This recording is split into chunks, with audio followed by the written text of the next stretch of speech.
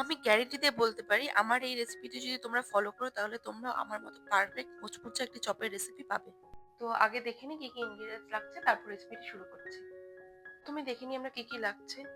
এখানে আমি গাজর, মটরশুঁটি, বিনস আর একটু ফুলকপি আমি কেটে নিয়েছি, দেখো কিভাবে কেটেছি। দেন লাগছে হচ্ছে আদা বাটা, দেন লাগছে লঙ্কা কুচি, দেন লাগবে কাজু আর কিশমিশ। তোমরা যদি বাদাম পছন্দ করো সেখানে বাদাম দিতে পারো, আমি বাদাম পছন্দ করি না বলে এখানে আমি কাজু কিশমিশ ইউজ করেছি। দেন লাগছে গ্রেট করা বিট, আমি এখানে 2টা বিট গ্রেট করে নিয়েছি। ফার্স্টে আমরা একটা স্পেশাল মশলা তৈরি করব, তো চলো আগে মশলাটা তৈরি করে নিই, তারপর বাকি রেসিপিটা দেখাচ্ছি। ফার্স্টে মশলাটা যে তৈরি করব তাকে প্রথমে কাঠখোলায় ভেজে নেব। তো চলো দেখে নিই কি কি লাগছে। তো মৌরি দিচ্ছি, 1 চামচ জিরে, মতো দারচিনি, তো এলাচ, শুকনো লঙ্কা 4-5টা মতন। আর হ্যাঁ, গ্যাসের ফ্লেম কিন্তু একদম কম থাকবে না। মরিচ, লবঙ্গ।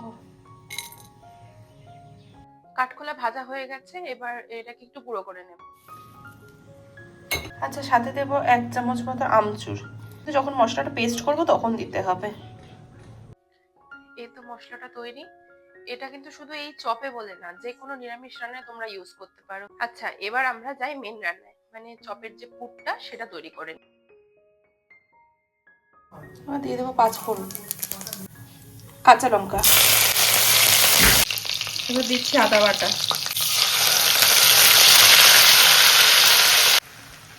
এবার দিয়ে দিচ্ছি এই ভেজিটেবিলগুলো।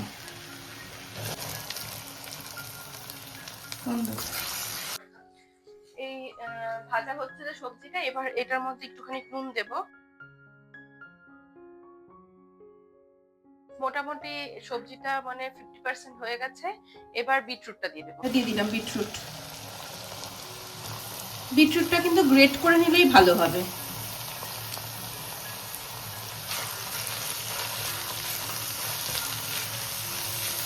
এবার ঢেকে দেব। আচ্ছা, এবার এই কাজু কিশমিশ গুলো দিয়ে দেবো। তোমরা এটা কিন্তু অবশ্যই ভেজে নেবে, আমি ভাজতে ভুলে গেছি বলে এখন দিয়ে দিচ্ছি। তোমরা ভেজে নেবে, তাই হচ্ছে যখন পুরটা নামাবে সবার লাস্টে তখন অ্যাড করবে। আমি যেহেতু ভাজিনি সেজন্য এখন দিচ্ছি।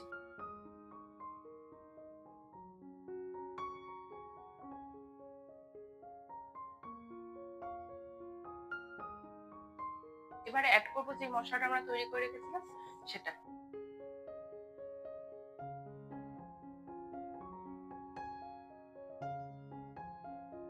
মোটামুটি 2 চামচ মতন দিলাম।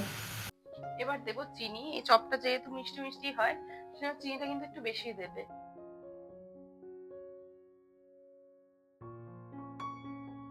আচ্ছা, আরেকটা জিনিস দেখানো হয়নি, এখানে তো সেদ্ধ আলু লাগবে।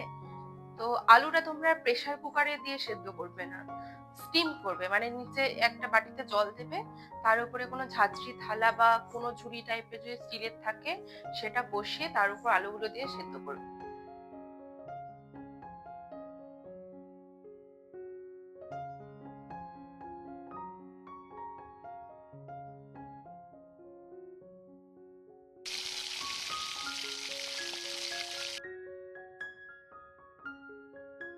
যতক্ষণ এই আলুটা দেওয়ার পর যতক্ষণ একটু তেল না ছাড়ছে ততক্ষণ এটাকে রান্না করবে।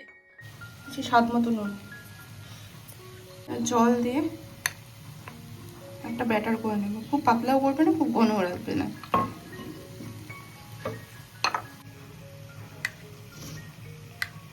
এবার পুরটা ঠান্ডা হওয়া অবধি আমরা অপেক্ষা করব। আচ্ছা, এই যে পুরটা ঠান্ডা হয়ে গেছে, এবার চপগুলো করে নেব।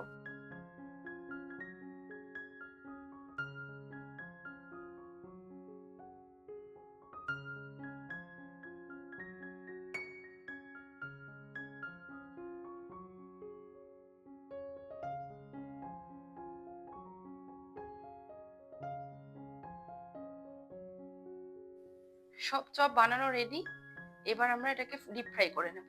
আমরা কয়েকটা হচ্ছে ডিপ ফ্রাই করব এবং 4টে হচ্ছে এয়ার ফ্রাই করব, দেখবো কোনটা বেটার হয়। গরম হতে বসিয়ে দিয়েছি, যতক্ষণ এদিকে তেল গরম হচ্ছে ততক্ষণ আমরা এয়ার ফ্রায়ারটা আগে ভেজে নিই।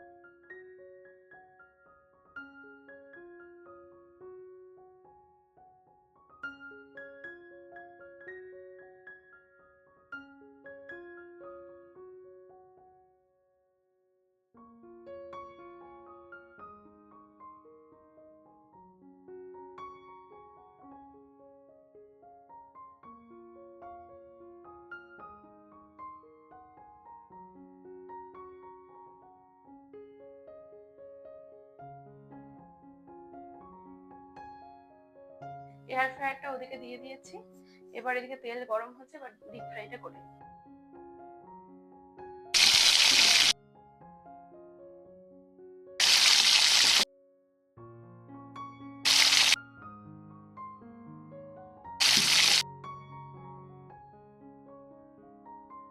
এরকম গোল্ডেন ব্রাউন কালার হলেই তুলে নেবে।